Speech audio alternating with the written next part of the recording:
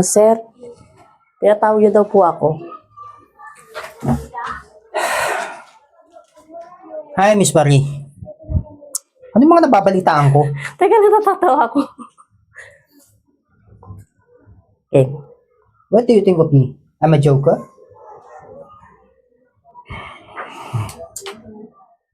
Hi, Miss Marie. Ano mga nababalitaan ko na marami nagreklamo sa'yo dito sa restaurant ko? Bakit po, sir? May nakarating sa akin mga reklamo na ang kupad-kupad mo raw. Lahat ng mga gawain, mali-mali ka. Ano ba nangyayari sa'yo? Hindi po. Inayos ko naman po yung trabaho ko, Baka nagkamali lang po kayo ng dinig. Palagay mo sa akin, ako magkakamali ng dinig. Marie, ang tagal ko ng may-ari ng restaurant na to. Kaya lahat nalalaman ko. At saka, saan niyo po ba nasagap yun? Ginagawa ko naman po na maayos yung trabaho ko, Ginagawa. Hindi lang mga staff dito ang mga nagrereklamo, kundi pati mga customer. Nahihingi sila ng tubig. Ano yung binibigay mo? Kape. Tapos, may nag-order pa ng lobster. Ang binigay mo, hipon. Ano bang mga nasa utak mo? Ginagawa mo to sa restaurant ko. Sir, Gusto mo pa bumagsak ang restaurant ko? Dahil sa kagagawan mo? hindi naman po sa ganun, sir. Pasensya na po kayo kung yun po pagkaintindi nyo. Pero ako po ginagawa ko po talaga ng trabaho ko dito sa ating restaurant. Ginagawa ko po ng maayos ang trabaho ko, sir. Ay, nako. Alam mo, kung ginagawa mo ng ayos lahat ng mga trabaho mo, pero ano to? Ano to mga nababalitaan ko? Ng mga pagkakamali mo. Okay lang sana hindi ako maniniwala kung sabihin mo mga katrabaho mo lang mga nagsusumbong. Hindi eh. Alam mo, pati mga customer. Yung mga customer ko na matagal lang kumakain dito sa restaurant ko, pati yung mga nagre-reklamo sila. Na mali-mali yung mga isiniserve mo sa kanila. Mali po ba? Baka sila po yung nagkamali, hindi po ako. Ay, nako Marie. Mga loyal customer ko yun. Simulat sa pool nang pumasok ka dito sa restaurant ko, ganyan ang nangyari. Kaya nga, hiyang-hiya ako sa mga customer ko na yun. Grabing ginawa mo grabing ginawa mo sa restaurant ko. Ano bang mga nasa isip mo? Baka wala ka ba ng kalabang ko restaurant? Hindi naman sa ganun, sir. Baka naman sila lang yung nagkamali, hindi ako. Kamali. At meron pang isa. May nagsumbong sa akin, pinapakain mo doon ng libre dito yung mga anak mo. Palagay mo sa restaurant ko. Dahil kalinga? Pasensya na kayo, sir, kasi napasobra lang yung luto ng cook natin, kaya pinakain ko na lang sa mga anak ko. Hoy. Kahit mapasobra man yan o hindi, meron tayong patakaran sa restaurant nito na dapat mo sundin. Ha? Alam mo ba yon? Tsaka, ilang buwan ka na ba namamasukan dito? Mga 1 year pa lang po, sir. Oh. Duri mo? 1 year? Dapat, alam mo na lahat. Lahat ng gawain dito sa restaurant na to, lahat ng patakaran dito sa restaurant na to, dapat alam mo lahat. Bakit ganun? Alam ko naman po, sir, kasi kaysa masayang lang naman po yung pagkain, pinakain ko na lang po sa mga anak ko. Naiintindi mo ba Marie yung sinasabi ko sa'yo? Na may patakaran tayo sa ganyan? Na bawal yung ginagawa mo? Pasensya na po, sir, kung nagkamali ako. Naamin ko po na pinapakain ko yung mga anak ko dito. Kaya pasensya na po.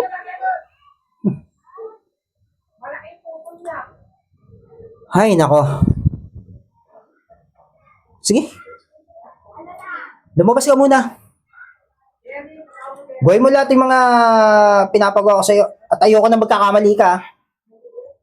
Opo, sir. Sige po, Sabi ko sir. sa'yo, na once na may malaman na naman ako sa yung pagkakamali mo, Miss Marie, hindi na ako magdadalawang isip na tanggalin ka. Huwag naman po, sir. Kailangan ko po ng trabaho para po sa mga anak ko. So, yun naman pala eh. Kailangan mo pala ng trabaho para sa mga anak mo. Kaya dapat, ayusin ang trabaho mo. Sige po, sir. O sige na, Basta po. makakalis ka na.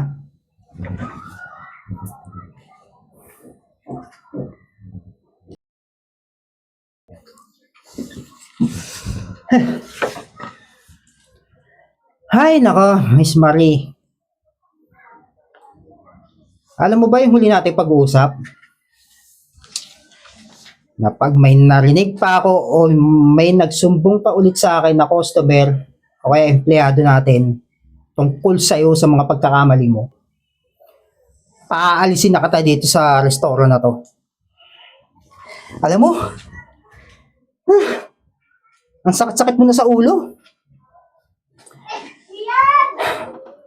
Bakit ba hindi mo magawa lahat ng mga trabaho dito sa restaurant na to? Bakit lagi na lang may mga nagsusumbong sa akin? Gaya na lang ng mga customer natin na matatagal na.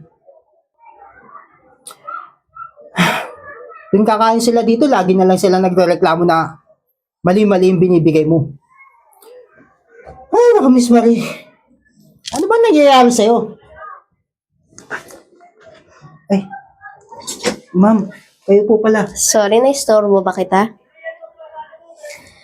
Pumunta sana ako sa'yo para sana i-update ka sa promotion. Ay, ma'am, Pero, ano yung naririnig kong problema kay Miss Marie? ay nako ma'am, ito na nga. Alam niyo po ba ma'am, na kahit yung mga loyal nating customer dito, nagrereklamo tungkol sa kanya. Sa mga ginagawa niya. Alam sa mo, mga sinaserve niyang pagkain ma'am. Sir Erwin, si Miss Marie, mabait ho siyang trabahador dito sa restaurant ko. Kilala ko na ho yan. At saka, wala ho siyang bad record dito sa restaurant ko. Kagagawan na naman ho to ni Miss Patricia. Yun kasi yung trabahador ko dito na grabe ang inggit sa kanya. Kaya siguro, sinisiraan siya sa'yo. Pero, Sir Erwin, si Miss Marie po ay wala hong ginawang kasalanan. Kaya nga ho, nagtataka ako sa inyo, bakit ang init-init ang dugo niya sa kanya? Saka wait po ma'am. Kung kagagawan po yun ni Miss Patricia, paano naman po yung mga customer na mga nagrereklamo din? Kagagawan din ho yun ni Miss Patricia. Lahat ho yan alam ko. Ha? At hindi po kagagawan ni Miss Marie. Kaya nga ho, nagtataka ako sa inyo, wala naman ho kayong ebidensya, bakit galit na galit ho kayo sa tao? Tsaka po ma'am, pati yung mga anak niya nung pinapakain niya rito ng libre. Ako, sir, matagal niya na hong sinabi sa akin yon. At saka pumayag naman ho akong pakainin dito yung mga anak niya. Basta ikakaltas din yun sa sahod niya. Wala naman hong masama doon, di ba? Opo, ma'am. Wala naman po Bakit naman ganun yung tratuhin yung tao? Nagtatrabaho naman ng ayos. Sana naman tinignan niyo muna ng ayos. Bago niyo hinusgahan yung tao, kawawa naman. Promotion niyo pa naman ho this week. Tapos ganyan ho yung makikita kong ugali niyo.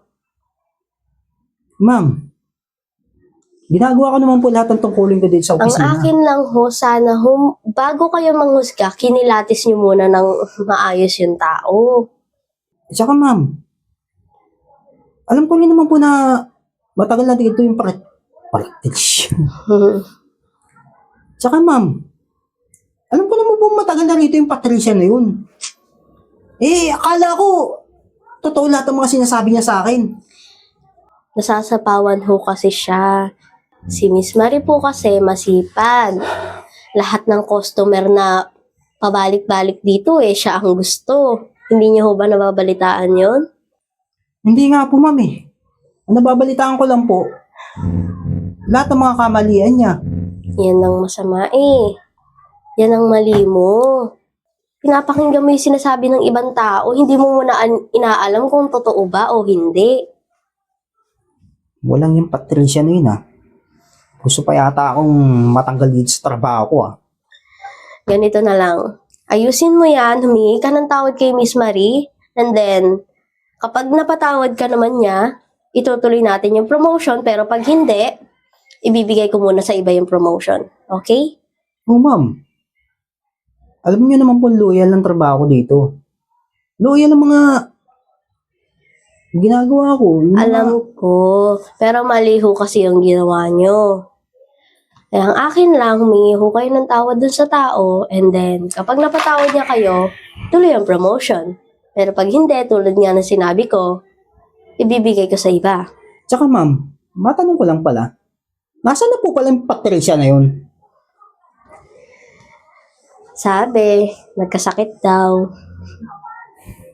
Pero, malapit-lapit ko na rin matanggal yung tao na yun. Pero huwag ka mag-alala. Malapit-lapit ko na din tanggalin yung tao na yun. Puisit yung Patricia na yun. Kaya kung ako sa inyo, sir, humingi na ho kayo ng tawad dun sa tao. And then, tapos na po tayo. O sige po ma'am. Kunin ko na tong papeles na to. Aasikasuhin ko lang. At saka, iwan na kita dito. Trabaho ng maayos, ha? Opo ma'am. Sige, thank you. Tsaka ma'am, pwede po pakitawag si Miss Marie. Sige, no problem. Gusto ko na po humingi ng tawad sa kanya sa mga nasabi ko sa kanya. Okay, sige. Sige po ma'am, maraming salamat po. Sige, salamat din. Walang yung Patricia na yun. Tagal-tagal ko na dito sa trabaho na to. Balak pala akong patanggal ng height na yun.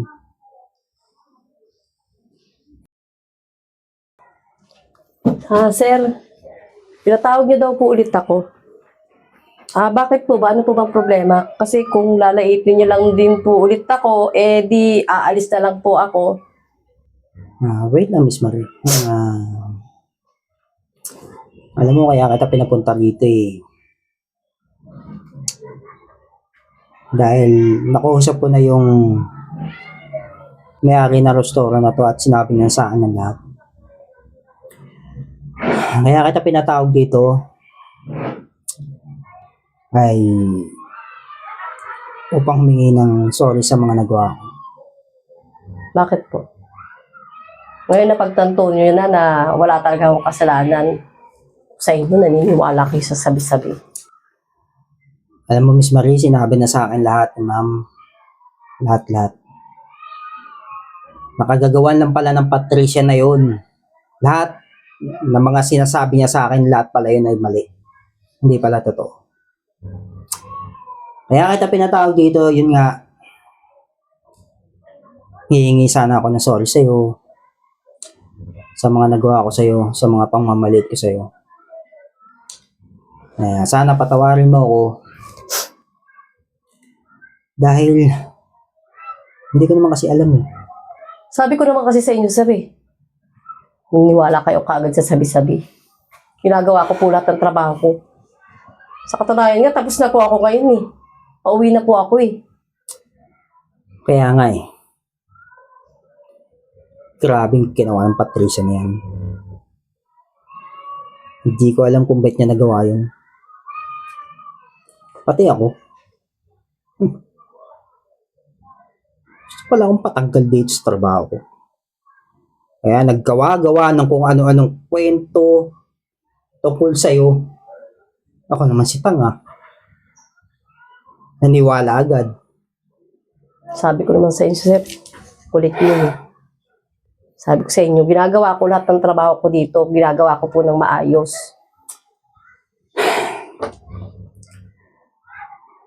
Inuulit ko. Kaya nga kita pinapunta rito sa opisina ko dahil gusto ko nga humingi ng tawad sa'yo. Kaya sana tawarin mo ko. Alam mo, tao lang din naman ako. Patatawarin kita pero sa isang kondisyon. Libre mo muna ako. Hindi, joke lang, sir. Aalis na po ako kasi... Oh, wait. Bakit? Ang sinabi mo na yun? Ililibre kita? Walang problema. Ililibre kita. Saan mo ba gusto kumain? Hindi, joke lang po yun, sir. Hindi. Dahil sa paghingi ko ng tawad sa iyo, sa mga sorry sa iyo, gusto kong bumawi. Kaya sige, mamili ka ng mga Eh, di dito na lang, sir, sa restaurant na to. Pwede Dito? naman yun eh. dito. Kakasawa ng pagkain dito eh. Kumain niya. Sige pa naman tayo. Ano? Game? Sige, sir, ikaw bahala. Sige. Daanan kita mamaya pag out ko dito sa office. O, sige, sir. Marie. Miss Marie. Sorry talaga sa mga nagawa ko sa iyo. Okay lang po yun, sir. Sige. Salamat. Daanan na lang kita mamaya. Sige, sir. Alis na po ako.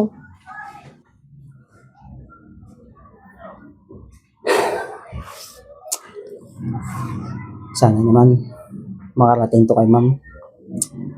Para naman